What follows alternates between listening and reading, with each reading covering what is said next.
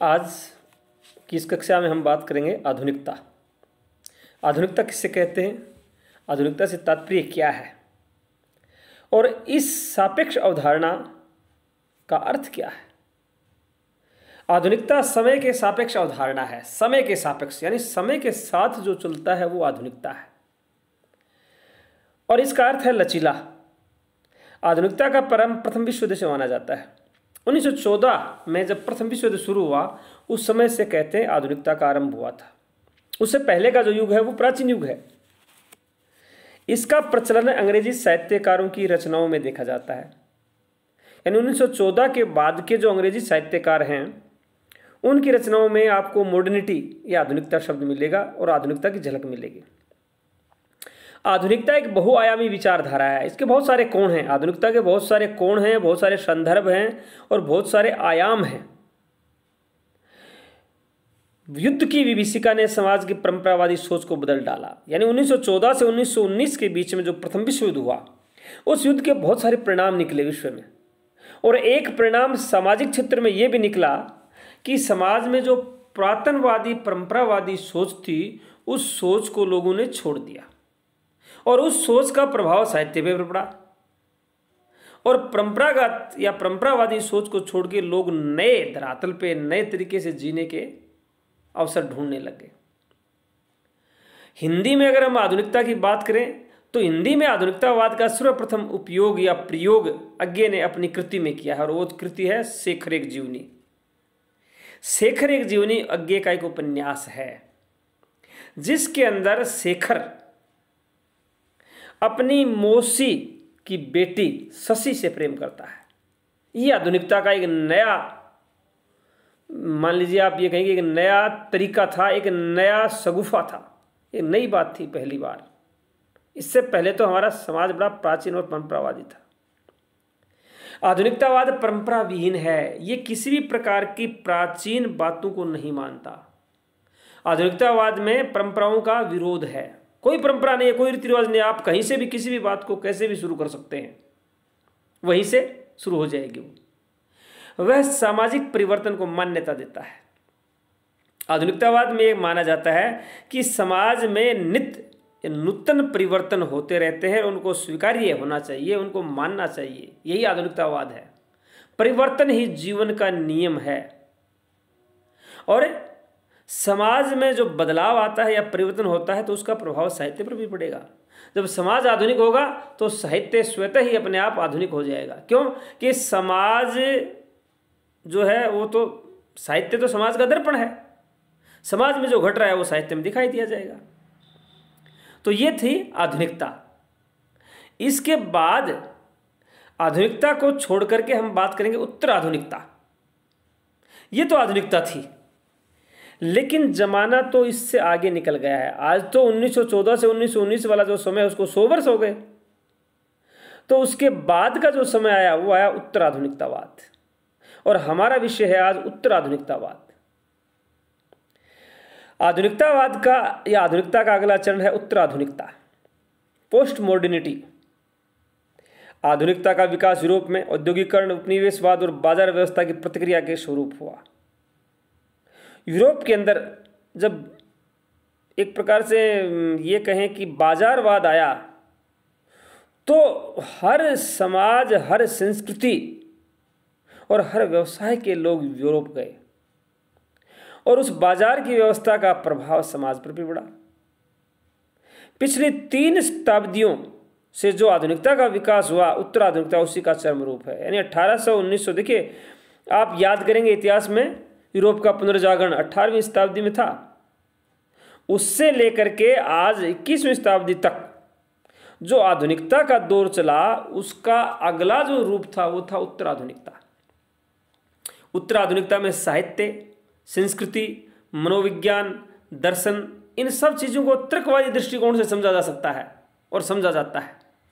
यानी ये कह रहे हैं कि कोई चीज़ ऐसे है उसको ऐसे ही करो ना, ये कह रहे इसके पीछे तर्क होना चाहिए। सच क्या है, झूठ क्या है।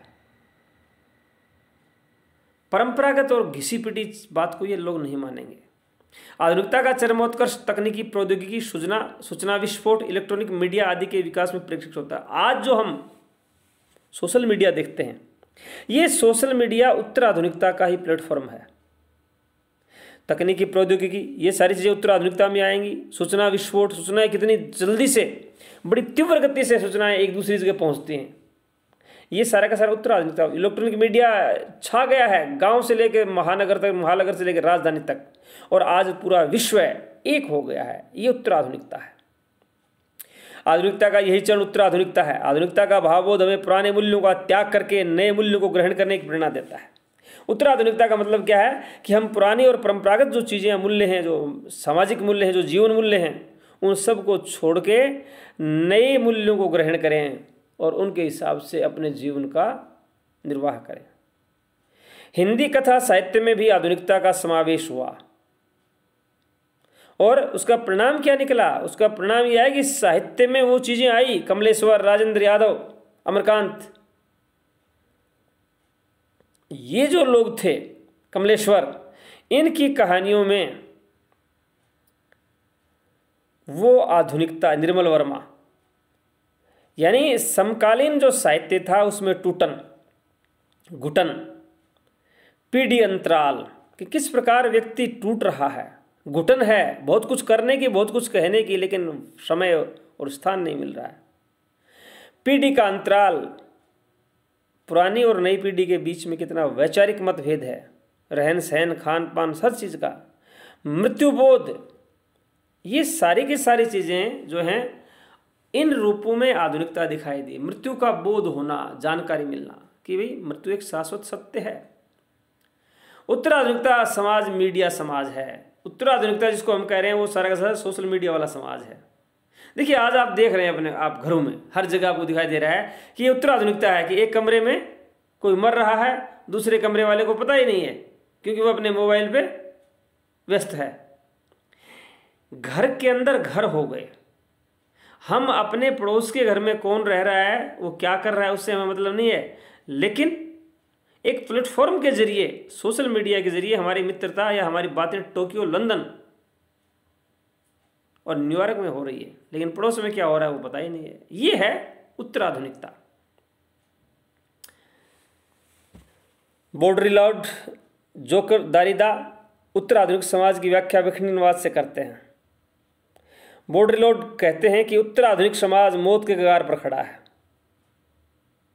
बॉडरिलॉर्ड जो एक बहुत अच्छे विचारक हैं, वो कहते हैं कि उत्तर आधुनिकता जिसको आज कहा जा रहा है और जो अपने आप को उत्तर आधुनिक समाज मान रहा है, वह उत्तर आधुनिक समाज मौत के कगार पर खड़ा है। उसका कभी भी विनाश निश्चित है और हो ही रहा है। हम देख रहे हैं कि विनाश हो रहा है। लोकतंत्र, पूंजीवाद और आधुनिकता पर्यायवाची हैं। ये सारे के सारे, देखिए लोकतंत्र नहीं था पहले, राजतंत्र था, पूंजीवाद नहीं था पहले, सामंतवाद था, और आधुनिकता नहीं थी, प्राचीनवाद था। ये सारे के सारे एक ही नाम हैं जो किसी समय में दूसरे नामों से थे और आज नए तरीके से आ रहे हैं। उत्तर आधुनिकता है क्या?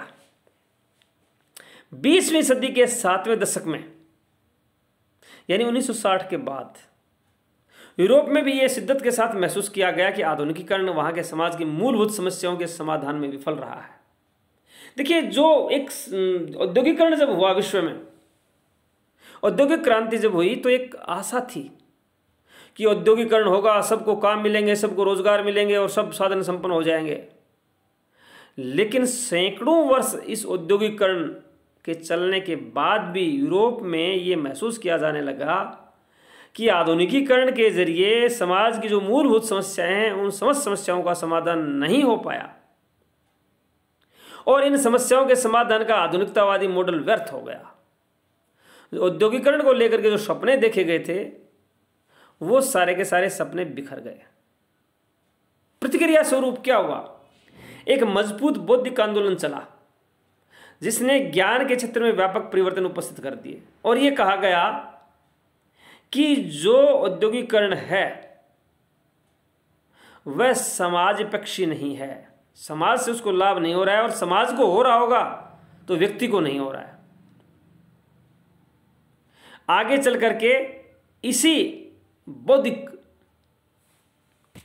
जो एक वर्ग था, उसने यूरोप में ज्ञान के ऐसी परिवर्तित स्वरूप की व्याख्या करते हुए ल्योतार ने इसे उत्तर आधुनिकता का नाम दिया।